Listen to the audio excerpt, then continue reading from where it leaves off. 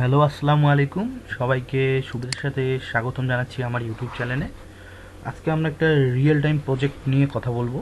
আমরা আজকে একটি জুয়েলারি ইমেজ রিটাচ নিয়ে ডিটেলস কথা বলবো, কিভাবে ক্লায়েন্টের কাজগুলো আমি করি বা আমরা করি, কিভাবে কাজগুলো প্রসেস করে ক্লায়েন্টকে দেই, তার একটা নমুনা। তো এই যে ক্লায়েন্ট যার সঙ্গে আমার কাজ চলতেছে, তো আহ, শুধু এই ক্লায়েন্টই এই রকম কাজ চাইছে। এক একজন ক্লায়েন্ট কিন্তু এক এক রকম কাজ চায়। কেউ আছে হেভি হাই এন্ড টাইপের কাজ চায়, আবার কেউ ন্যাচারাল টাইপের কাজ চায়, আবার কেউ কী ধরনের কাজ চায় সে ভালোভাবে বুঝাই দিতে পারে। সেক্ষেত্রে এই ক্লায়েন্ট আমাদেরকে বুঝাই দিছে যে তার এই যে এই ইমেজটা যেমন তেমন দরকার, মানে এই ইমেজটাকে রিটাচ করে এই টাইপের ইমেজের মতো করা দরকার।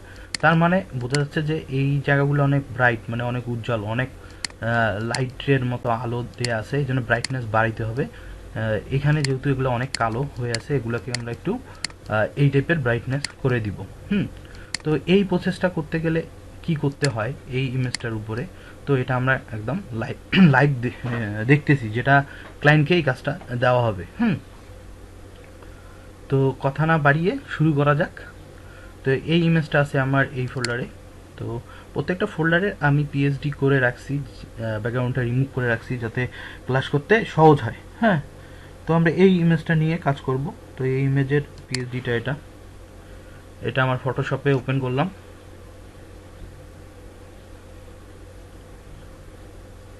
আচ্ছা, এখানে প্রথমে ব্যাকগ্রাউন্ড দিব, হোয়াইট ব্যাকগ্রাউন্ড।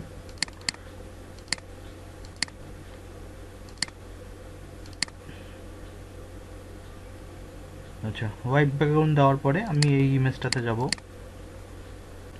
এটাতে আমি ব্রাইটনেস বাড়াবো, শুধু ইমেজে বাড়াবো, যাতে ইমেজে যে ব্যাকগ্রাউন্ডটা আছে ব্যাকগ্রাউন্ডে না পড়ে, যদিও বা সাদা পড়লে বোঝা যাবে না। এই জন্য আমি শুধু এই প্রোডাক্টটাকে সিলেক্ট করবো, এসে কন্ট্রোল চাপ দিয়ে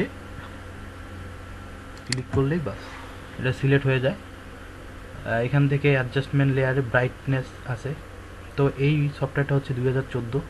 তো এই সফটওয়্যারটা দিয়ে এখন কাজ করতেছি। তো আপডেট যে কোনো সফটওয়্যার দিয়েই সেম কাজ করা যাবে। তো ব্রাইটনেসটা একদম ফুল বাড়াই দিব। ওইখানে যেমন দেখছি সেই টাইপের করে দিব, একটু বেশি হয়ে যাচ্ছে, এতটাই লাগবে, কারণ এই ইমেজটা প্রায় এই টাইপেরই, এবং কালারটা এই টাইপের নিয়ে আসবো আমরা, গ্রে টাইপের কালার।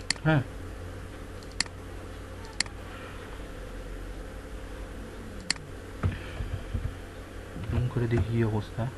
পিছনটা ব্লার, সমস্যা নেই। ক্লায়েন্টকে বলা হয়েছিল যে তোমার ইমেজের এই সাইডগুলো ব্লার, ইমেজ রিটাচ করতে গেলে অনেক প্রবলেম হয়, এটা খুব একটা ভালো লাগে না এই সাইডটা দেখতে। তো সে বলছে এটা কোনো সমস্যা না, তার এই মেন জায়গাটা ফোকাস হইলেই হবে।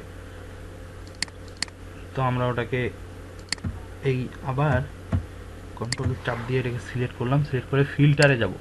এই ফিল্টারেই হচ্ছে আসল কাজ। ফিল্টার থেকে ক্যামেরার র ফিল্টার। আচ্ছা, ক্যামেরা র ফিল্টারে আসলে এই আমরা এই দিকে সেটিংগুলো দেখতে পাবো।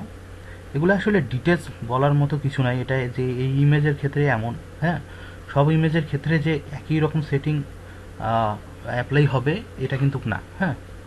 তো আমরা প্রথমে এই যে ক্লিয়ারিটিটা, এই যে এটাকে বাড়াই দেব। এখানে বোঝা যায় না, মানে একটু খেয়াল করলেই বোঝা যাবে যে স্টোনে কিন্তু কাজগুলো হচ্ছে। আর এই পিছনেরটা যাতে ওইটার মতো আসে। ব্ল্যাক ব্ল্যাক দরকার আছে, একটু ব্ল্যাক ব্ল্যাক থাক, সমস্যা নেই। হোয়াইট বাড়াবো, কারণ এই জায়গাটা হোয়াইটের মতোই চাইছে। ওটা আরও একটা ওয়ে আছে, ওটাও আমরা দেখবো। আচ্ছা, শ্যাডোটাও একটু কমাই দিই এইদিকে। এই জায়গাটা এখন হাইলাইটে আমি একটা হাইলাইটটা একটু বাড়াই দিব। কন্ট্রাস্ট এটাও বাড়াই দিব। এক্সপোশন এটা একটু বাড়াই দিই, দেখেন সাদা সাদা লাগতেছে। এখন কথা হচ্ছে এই যে টেম্পারেচার যেটা আছে না, এই টেম্পারেচারের ব্যাপারটা হবে, যদি আমি এটা এইদিকে কমাই ওই টাইপের কালারটা আসবে। এই যে এই টাইপের একটু গেরে গেরে ভাবে আমরা দিই, বেশি না, অল্প 5, 6, 7 দিয়ে দিলাম। আচ্ছা হোক, ওকে করে দিব। এটা অ্যাপ্লাই হচ্ছে, অ্যাপ্লাই হয়ে গেছে। বাপ অনেক অনেক বেশি সাদা হয়ে গেছে। অনেক বেশি সাদা হয়ে গেছে।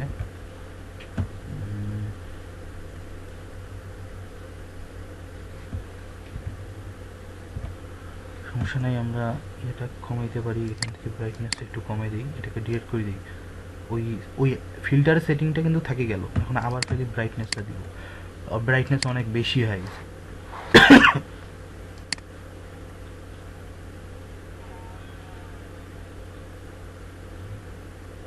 বেশি না, জাস্ট এতটুকু করে দিব। আর ক্লায়েন্ট কিন্তু বলছে যে তার ব্রাইটনেসই দরকার। তো প্রায় কাছাকাছি, সেম টু সেম না, কাছাকাছি। প্রত্যেকটা ইমেজে এই টাইপেরই হবে, রেজাল্টটা আসবে এরকম।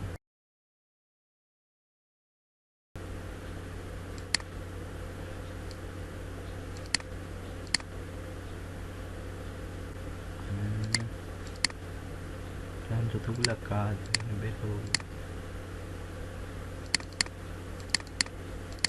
আচ্ছা যাই হোক, ওই টাইপের আরেকটা পাইছি, এই যে এরকম। এটা রেজুলেশনটা খারাপ এই ইমেজের, সেটিং থেকে ঠিক করতে হবে, মানে এই টাইপের হইলে হবে। রেজাল্টটা এই যে এরকমই প্রায় চলে আসছে। এখন আবার একটা ফিল্টারে থেকে শার্পেন, এইটাতে আনমার্ক শার্প, এটাই সেটিংটা এই ইমেজগুলোর ক্ষেত্রে এইরকম সবসময় চেঞ্জ হয়। দেখি এটা হালকা একটা ভাইব নিয়ে আসবে, এই যে হাইলাইট হয়ে যাবে জায়গাগুলো আরও।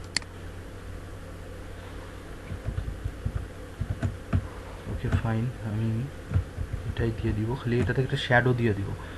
এটা একটা এই টাইপের শ্যাডো দিব।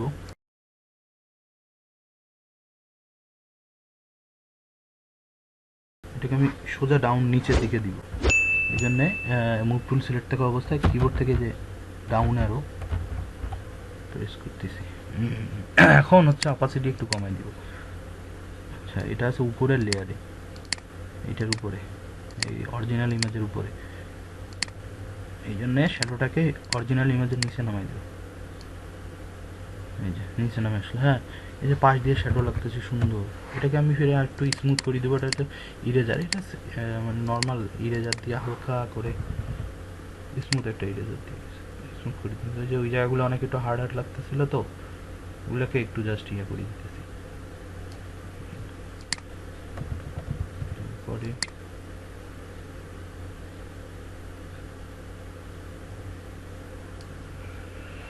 এটা ভেবেছিলাম পাস, এটা বিভিন্ন ওয়েতে করা যায়। এটা এইরকমভাবে করছি, এটা এটাতে চলতেছে, সমস্যা নেই। ফুল কমপ্লিট হয়েছে। এটা আমি বিফোর আফটারটা দেখাই। এইটা এইটা এই যে ফাইলে যা সেভ করবো তখনকার ইমেজগুলা একটু রেজুলেশন কম আসছে। এটা আমার ভুলেরই কারণে আমি তখন এইটা লক্ষ্য করে বাড়াই দিইনি। তো এইখানে এই ফোল্ডারে এটা সেভ করে রাখবো। একটা আমার লাগবে হচ্ছে জেপিজি। এখন সেভ করব, এই যে এখানে এসে ইয়েটা বাড়াই দিব, শুধু লার্জ ম্যাক্সিমাম করে দেবো। তখন এটা কম ছিল, এই জন্য ইমেজের রেজুলেশন ভালো আসেনি, এখন ভালো আসবে। আচ্ছা, এটা সেভ হচ্ছে।